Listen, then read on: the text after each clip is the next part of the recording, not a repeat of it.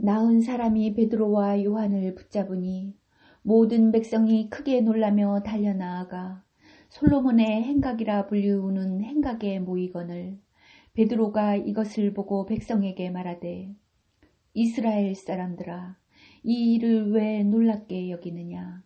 우리 개인의 권능과 경건으로 이 사람을 걷게 한 것처럼 왜 우리를 주목하느냐. 자, 오늘 본문의 말씀을 통해 한번 따라할까요? 본질에 주목하라. 자, 옆 뒤자 한번 선포하세요. 본질에 주목하십시오. 근데 집사님 노래를 잘하세요? 네, 노래를 잘하시는 것 같은데, 네, 목소리가. 자, 본질에 주목하라. 오늘 본문의 말씀을 보면요, 이 본문에서 오늘 우리 가운데 아주 중요한 메시지를 주고 있는데, 본질에 주목하면 산다라는 거예요. 본질에 주목하면 산다. 근데 대부분은 본질에 주목하지 못하죠. 살다 보면 처음에는 이렇게 했는데 나중에는 그 본질을 떠나게 됩니다. 그리고 기독교의 본질이 뭐예요? 돌아가신 그 오카네 목사님이 늘 말씀하신 것처럼 하나님은 사랑이시다. 네, 하나님은 사랑이시다. 여러분 예수님이 말씀하셨죠? 너희가 서로 뭐 할 때? 사랑할 때 너희가 내 제자니라. 기독교의 본질은 사랑인데 처음에는 본질에 주목해서 사랑했는데 그 다음에는 그 사랑으로부터 멀어지는 경우가 우리가 종종 있다는 경우죠. 여러분 젊은 남녀들이 사랑하면 뭐라고 불러요? 님이라고 부르잖아요. 근데 님이라는 글자에 점 하나만 찍으면 남이 된다고 우리가 이렇게 얘기를 하잖아요. 여러분 이런 이유들 중에 하나가 뭐냐면 종종 우리가 본질을 잃어버리기 때문이라는 거예요. 자녀에 대한 부분도 마찬가지예요. 저에게도 자녀가 있습니다. 근데 이 자녀가 참 사랑스러울 때가 있거든요. 근데 늘 사랑스럽지는 않잖아요. 근데 본질을 잃어버리면 야, 그 나가. 이렇게 얘기할 수 있잖아요. 근데 이건 본질을 잃어버린 거죠. 밉지만 누구예요? 내 자녀잖아요. 내 자녀. 자, 오늘 안진뱅이가 40년도 한 번도 못 일했던 이 안진뱅이가 자서 벌떡 일어난 거예요. 여러분에게 좋은 일이 있으면 누구한테 연락하시겠어요? 여러분에게 좋은 일이 있으면 만약에 우리 주위에는 주위한테 만약에 오늘 1억이 생겼어. 그러면 누구한테 먼저 연락할 것 같아요? 네, 글쎄요. 네. 자, 우리가 근데 좋은 일이 생기면 일단 사랑하는 사람한테 이렇게 연락하고 싶을 거 아니에요. 그죠? 자, 이 안진뱅이를 한번 생각해 봅시다. 물론 이 안진뱅이가 성경에 나와 있지 않지만 어쩌면 이 안진뱅이가 고아였을 수도 있겠죠. 그러나 아마도 이 안진뱅이를 사람들이 메고 그 성전까지 데려다 주는 사람이 있다는 것은 그도 공동체에 속해 있었던 사람이라는 거죠. 근데 안진뱅이가 자서 벌떡 일어난 거예요. 여러분 40년 동안 한 번도 못했던 일을 벌떡 일어난 거예요. 자, 그 다음에 누구에게 달려가고 싶었을까요? 아마 가족들에게 달려가고 싶지 않았을까? 혹은 자기를 이해해주는 사람들, 혹은 자신을 늘 안하다가, 늘 업어다가, 또는 늘 데려다가 성전 문 앞에 내려주는 그 사람들한테 가서 이 소식을 전하고 싶진 않았을까? 라는 생각이 들어요. 근데 오늘 이 안진뱅이의 삶 가운데 안진뱅이에서 일어난 것보다 더 놀라운 사건이 발생합니다. 그것은 뭐냐? 바로 그리스도 예수를 만나게 되는 사건입니다. 그럼 이 사람에게 있어서 이 안진뱅이가 정말 일어난 것을 사람들에게 막 자랑하러 다니고 누군가에게 이 기쁨을 알리러 가는 것이 아니라 어떻게 했기에? 자, 오늘 11절의 말씀을 먼저 보십시오.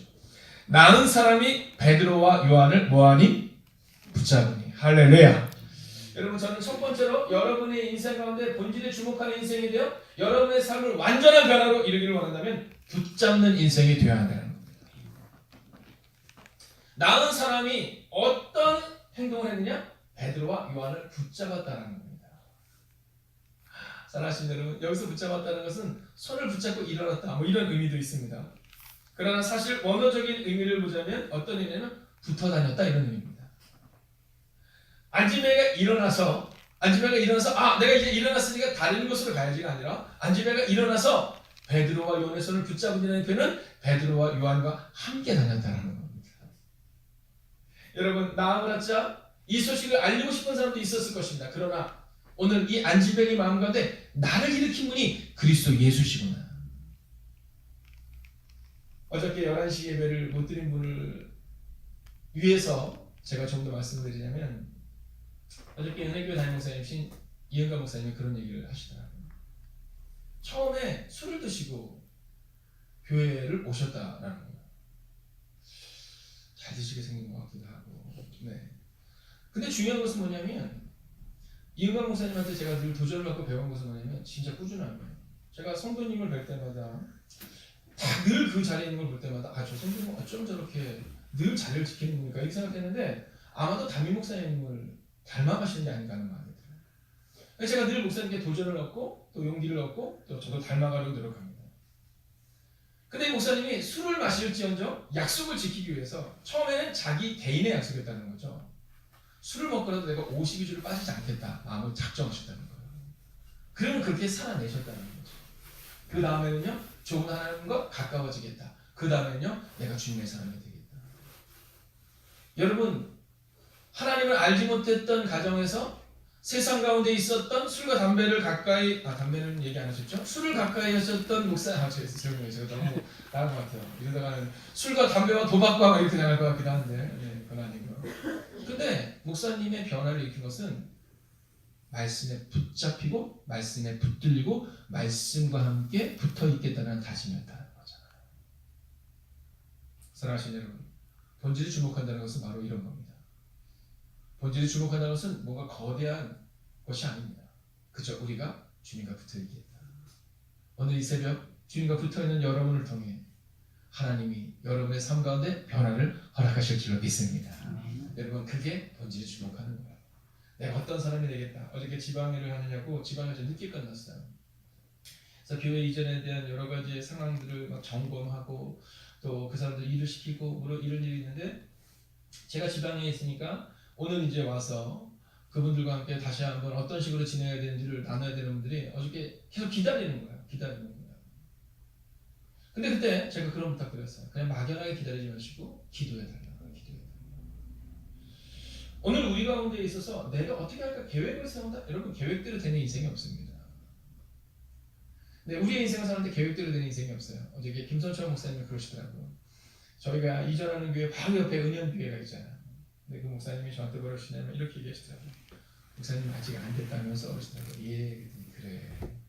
하나님이 살아계시면서 경험하는 시간이야. 하나님이 살아계시면서 경험하는 시간이야. 이제 또 3월이 시작이 되면 우리 은혜교회도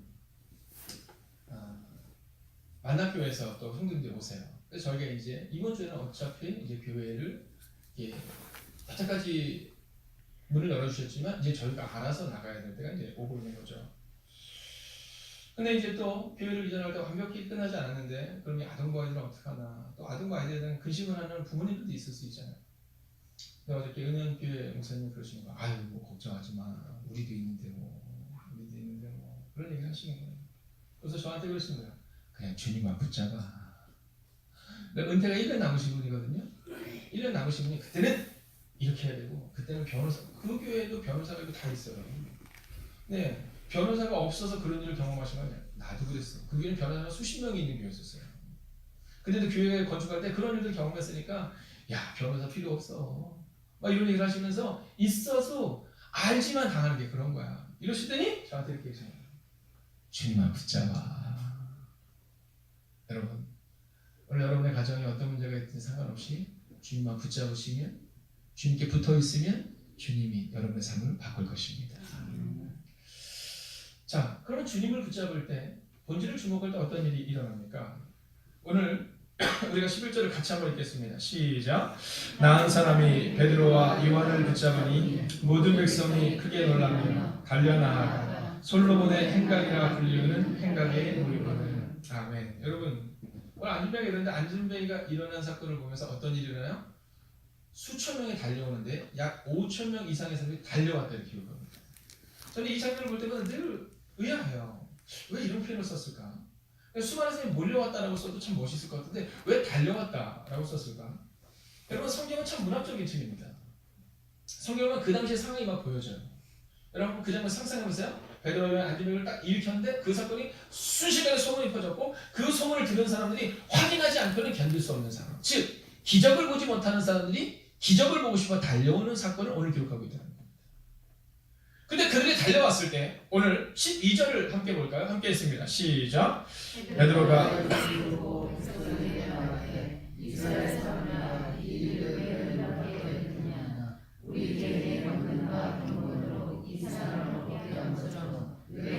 주목하느냐. 아멘. 여러분 참 재미있죠? 막 달려왔는데 막상 그곳에 있는 베드로와 요한은 그냥 담담한 거예요. 뭐랄까 기적이 상식이 되는 가정. 할렐루야. 여러분 저는 여러분의 가정이 기적이 상식이 되는 가정이 되기를 주의 이름으로 축원하겠습니다. 여러분 사람들은 놀라서 그 기적 때문에 달려왔는데 베드로와 요한은 담담해요. 왜요? 이건 기적이 아니라 상식이라는 겁니다. 왜냐하면 예수님이 약속하셨거든요. 너희가 만약 나를 믿으면 내가 하는 일을 너희가 할 것이요 나보다 더 큰 일도 할 것이다. 여러분 이게 주님의 약속이었고 그리고 베드로와 요한이 그렇게 살아냈더니 그 일들이 일어나게 되더라는 겁니다. 여러분 오늘 이 본문에서 우리 가운데 말씀하고 있는 또 한 가지 메시지는 뭐죠? 기적이 상식이 된 일들이 너희 교회 가운데 너희 가정 가운데 너희의 삶 가운데 일어날 것이다. 이것을 주님이 우리 가운데 말씀해주고 있다라는 거예요. 근데 오늘 본문을 보면 11절에 보면 솔로몬 행각이라는 곳에 모였다 이렇게 나와 있잖아요. 솔로몬 행각이라는 곳에 모였다. 우리가 종종 성경을 읽다 보면 솔로몬 행각 이런 곳이 있는데 이 솔로몬 행각은 지난번에도 우리가 사진을 통해서 한번 보았지만 아주 엄청난 큰 기둥들이 있는 겁니다. 네. 예전에 성전에 있는 그 뜰 동쪽 편에 있다고 우리가 이야기하는데요. 큰 기둥들이 있는 거예요. 지붕은 없는, 지금은 남아있잖아요. 그곳에 많은 사람들이 모였던 겁니다. 여러분 오늘 몇 명이 모였다고요? 5천 명이 모였다고 기록하고 있거든요. 그러니까 그 장소가 얼마나 넓은지를 알 수 있죠. 근데 이 솔로몬 행각이 처음 나오는 장면이 어디예요? 요한복음 10장 23절입니다. 요한복음 10장 23절에 보면 예수님이 솔로몬 행각을 이렇게 거닐고 있으세요. 굉장히 넓은 곳이었을 때 이렇게 거니는데 사람들이 가서 물어봐요. 네가 누구냐? 네가 누구한테 이런 일을 하냐? 이렇게 막 서기관과 바리새인들과 이 사람들이 막 물어봅니다. 그때 예수님이 뭐라고 말씀하시냐면 아주 중요한 메시지를 전하는데 나와 아버지는 하나다. 즉 나와 하나님은 하나다라는 이야기를 처음으로 선포하세요. 사람들이 그 얘기를 듣고는 신성 모독으로서 돌로 치려가는 장면이 바로 이 솔로몬의 행각에서 있었던 일입니다. 여러분 이 솔로몬 행각에서 처음으로 예수님께서 내가 예수다라는 것을 선포하셨는데 근데 이 솔로몬 행각에서 그 일을 선포하심으로 사람들이 받아들인 것이 아니라 돌로 치려고 했던 장소가 바로 이 솔로몬 행각이라는 거죠. 자, 이 똑같은 장소에서 오늘 베드로와 요한이 안진뱅이를 일으키고 나서 그리고 이 솔로몬의 행각이라는 곳에서 그와 함께 있을 때 사람들이 막 달려왔다는 겁니다. 자, 그리고 나서 어떤 일이 반복적으로 일어납니까? 사도행전 5장 12절에 보면 사도들이 손으로 민간의 표적과 기사가 많이 되면 믿는 사람이 다 마음을 같이하여 솔로몬 행각에 모이고 라는 솔로몬 행각이 또 한 번 나옵니다. 처음 성전에 기록하는 솔로몬 행각은 예수님이 돌로 치려함을 받는 장면처럼 보여집니다. 그런데 두 번째로 나오는 이 솔로몬 행각이라는 곳에서 이제 5천 명이 회개하고 돌아오는 놀라운 사건이 일어나죠. 그리고 5장 12절을 보면 반복적으로 솔로몬 행각의 5장 12절에 보면 믿음의 사람들이 모였다는 것은 그날 모였다는 것이 아니라 반복적으로 모였다는 겁니다. 이날 이후로 오늘 안진뱅이가 일어난 이 사건 이후로 그 솔로몬 행각에서 수많은 사람들이 모여 하나님을 찬양하고 하나님의 기적과 하나님의 역사가 반복적으로 나타나는 상식이 기적이 상식이 되는 교회로 탈바꿈하게 되었다는 것. 저는 올 한 해 여러분의 교회와 또 행복에 가득한 교회가 기적을 경험하는 교회로 탈바꿈하게 될 줄로 믿습니다. 저는 은혜교회가 솔로몬 행각처럼 하나님의 역사가 한 번 일어나고 끝나는 것이 아니라 반복적으로 일어나서 날마다 사람들이 모이고 날마다 믿음을 갖는 사람들이 더 많아지게 되는 부흥이 일어나는 그 놀라운 장소가 될 줄로 믿습니다. 여러분 이제 말씀을 마치려 합니다. 여러분 본질에 주목하십시오. 저희 교회 이름은 행복에 가득한 교회입니다. 제가 처음 교회에 왔을 때 제가 2번 교회 이름을 바꾸면 좋겠다는 교인들의 의견을 받았었습니다. 첫 번째는 제가 교회 오니까 이제 그 당시에는 우리 원로 장로님이 계시고 또 집사님들 몇 분이 계셨었어요. 권사님은 남자 권사님밖에 안 계셨죠. 근데 저한테 뭐라고 말씀하셨어요? 목사님이 오셔서 새롭게 이제 재기적을 하는 거니까 교회 이름을 바꿔주십시오. 그렇게 얘기를 하면서 어떤 얘기를 하시냐면 이 행복에 가득한 교회라는 이름이 가지고 있는 의미를 얘기해 주시더라고요. 우리가 참 어려움을 겪었습니다. 그러다 보니까 정말 행복하기를 소원하는 마음이 있었다는 거죠. 그래서 저에게 이제 목사님이 새롭게 시작하시니까 이름을 바꾸시면 좋겠다고 얘기하는 거예요. 근데 제가 그때 이름을 바꾸지 않았던 이유는 단서가 너무 많아요. 혹시 교회를 떠났던 사람들 가운데 돌아오고 싶은데 교회 이름을 몰라서 돌아오지 못하면 안 될 것 같아서 우리가 이사를 가서 못 찾으면 안 될 것 같아서 최소한 3년에서 5년은 있다가 이름을 바꾸고 있습니다. 이렇게 얘기하는 거예요. 그리고 이번에 교회 이전을 할 때 이제 그런 얘기도 얘기하신 거예요. 목사님 지난번에 3년에서 5년 후에 바꾼다는데 거의 된 것 같은데 이렇게 얘기하시더라고요. 그래서 제가 그런 얘기 했습니다. 예, 때가 되면 그걸 해야죠. 그러나 지금은 교회 이름을 바꾸고 뭐 이러는 여러 가지 또 복잡한 과정보다는 먼저 교회 이름을 이루고 우리가 1캠퍼스에서 2캠퍼스로 만약에 옮기게 된다면 그때 하는 것도 낫지 않을까요? 이런 얘기를 한 겁니다. 그래서 그때를 추억해 본 겁니다. 여러분 우리는 우리의 이름에서 우리를 드러내잖아요. 박준기, 제가 준걸 준자에 턱이자를 씁니다. 네, 준걸한 사람의 턱을 잡는 사람이라는 거죠. 여러분 제 위에 멋진 사람으로 세워지기를 바랍니다. 여러분 저는 그냥 털을 잡는 사람이다. 그 이름을 늘 갖고 있어요. 근데 그때 행복이 가득한 교회, 내가 행복한 것에 주목할 수도 있다라는 생각을 사실 했거든요. 근데 그 당시에 지금은 이제 올해 은퇴하십니다. 강문호 목사님이라고 갈보리교회 목사님으로서 격려사 되시는데 이런 얘기를 하셨어요. 여러분의 교회 이름은 행복이 가득한 교회입니다. 그런데 이 행복이 가득한 교회라는 것이 무엇입니까? 여러분이 행복한 것입니까? 아니면 다른 사람이 행복하기를 바라는 것입니까? 내가 행복해지기를 위해서 만약 이 교회에 오셨다면 잘못 오신 겁니다. 이러시더니 이런 얘기를 하셨어요. 저는 이제 행복이 가득한 교회가 누군가가 복음으로 새로워지고 누군가가 나보다 더 행복하고 누군가가 나보다 더 기쁘고 그것을 바라보며 행복이 넘치는 교회가 되기를 주의 이름으로 축원합니다. 이런 얘기를 하시더라고요. 그러면서 그때 그런 얘기를 하셨어요. 여러분 그러한 교회가 되기 위해서는 주님이 주인 되시는 교회를 세우셔야 합니다. 즉 본질에 주목하셔야 합니다. 라는 얘기를 한 거죠. 여러분 내가 중요하고 나에게 주목하다 보면 그러면 우리가 내 행복에 만족감이 있느냐 없느냐를 생각해보고 교회를 정하게 됩니다. 여러분 지금 내가 행복하니까 이 교회를 다녀야지가 아니라 내가 다니므로 인해서 누군가가 행복하고 있다면 그 사람은 바로 하나님이 세우신 베드로와 요한과 같은 사람이라는 거죠. 오늘 여러분의 교회를 세울 때 여러분 점검하십시오. 사랑하는 성도님들 점검하십시오. 내가 이곳에 있으므로 우리 교회 성도님들이 만약 행복이 가득한 교회를 바뀌고 있다면 여러분 그렇다면 은혜교회는 하나님이 세우신 베드로와 요한을 통해 세워지는 교회가 될 것입니다. 오늘 하루를 살아갈 때 예수님만 묵상하세요. 예수님만 본질에만 주목하세요. 나를 내려놓으세요.